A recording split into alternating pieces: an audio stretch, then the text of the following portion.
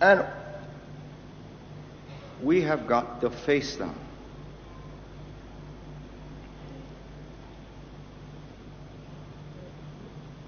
The world that we have known up till now is changing rapidly. The international background is changing. Of 1973, Paris peace talks, withdrawal of the Americans from Vietnam. That's February.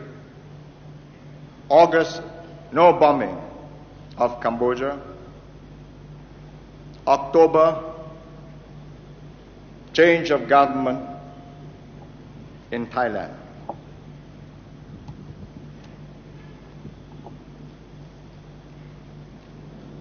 This year, before the year is out, there's going to be the People's Republic of China's embassy in Kuala Lumpur.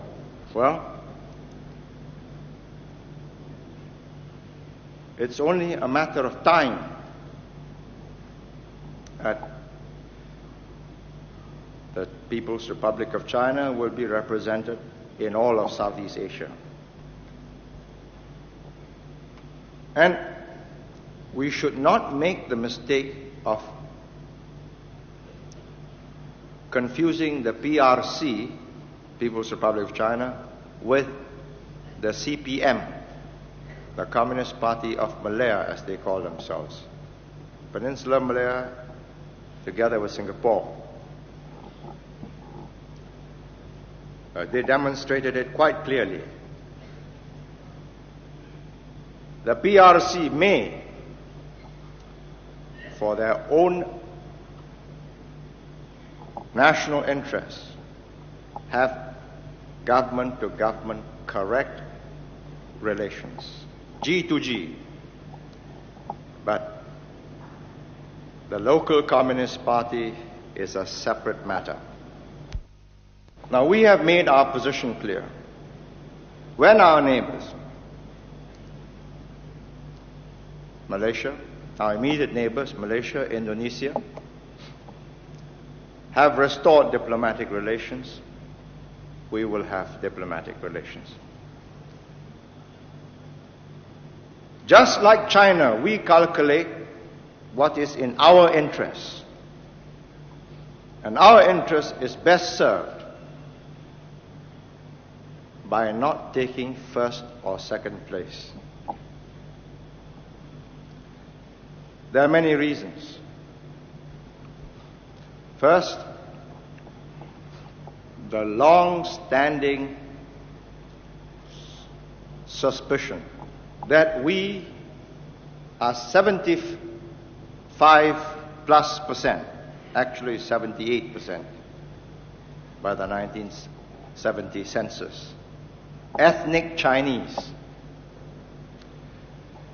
Now, American scholars, Australian scholars, British scholars, they call us overseas Chinese.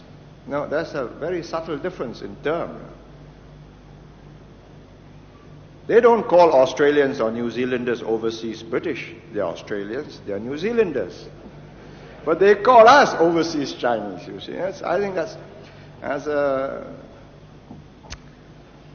subconscious question mark. When I tell them I am a Singaporean,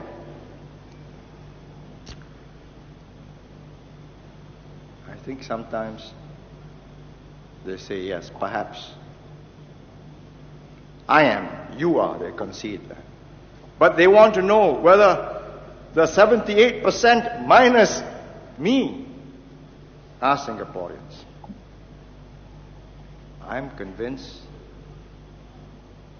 that the majority, overwhelming majority, are.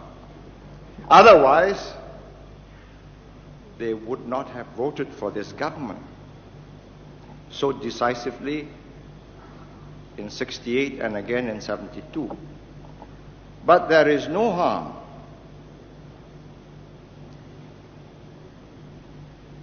in letting others take first and second places. There's no question of recognition. We recognize China, China recognizes us. We carry a dialogue in the UN, wherever they are represented, in London, Tokyo, if we like, in Hong Kong. In Singapore, there are two banks. The Bank of China and the Guangdong Provincial Bank are owned by the government of the PRC and 3 insurance companies. No problems about trade.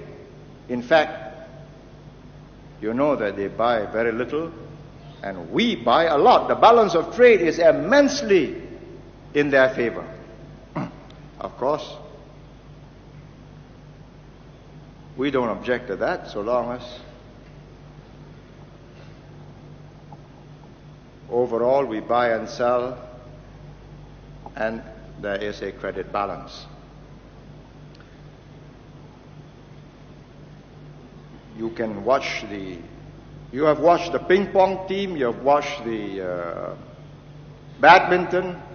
I think Mr. Barker is going to arrange for you to watch the PRC football team. Name it and you'll have it. Except, of course, some forms of opera which are now not in vogue or not in fashion in the People's Republic of China.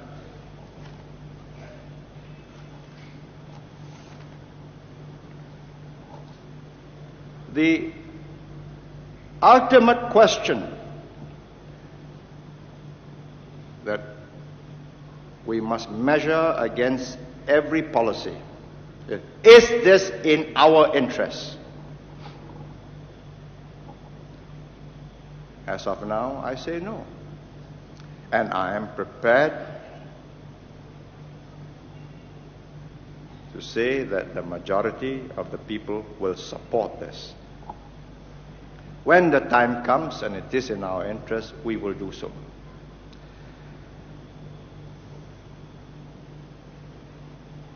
The crux of our problem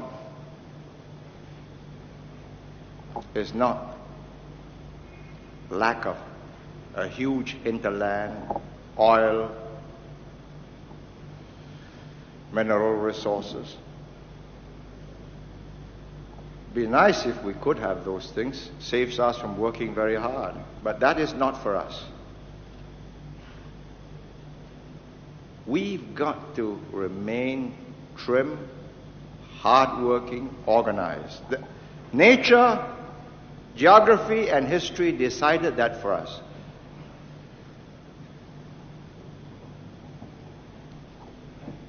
And what is the answer?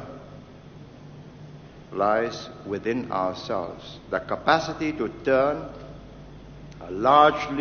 a people of largely immigrant stock into a people with enough cohesiveness, with a national identity of their own, to be able to pursue their national interests regardless of outside pressures. And we are going to have these outside pressures. We have had them, whether it's from you. If I go to India, you know, I'm seen shaking hands with President Giri or Mrs. Indira Gandhi. Some Indians are happier. I have no doubts that if I were to take a picture with the leaders of the PRC, there will be temporary euphoria amongst a section of the people. But look, is it in our interest? When it is, yes. But without that, we are able to establish that we govern Singapore in the interest of all Singaporeans, regardless of race, language, or religion. And we are prepared to be equally tough. You know what happened in '69. We were tough on the Chinese gangsters who was trying to start off a counter riot here. And I specifically spoke in Malay just now about problems of, or supposed problems that have been raised over and discussed in the Malay press about their freedom of religion and so on. And in fact, it's absurd, because far from wanting to discourage religion, we believe that those with religion, if they believe it, if they have faith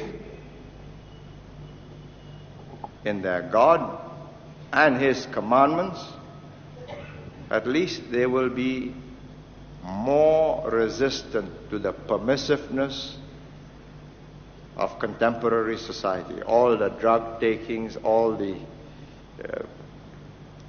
amoral and immoral behavior, which is the result of too rapid a change in society.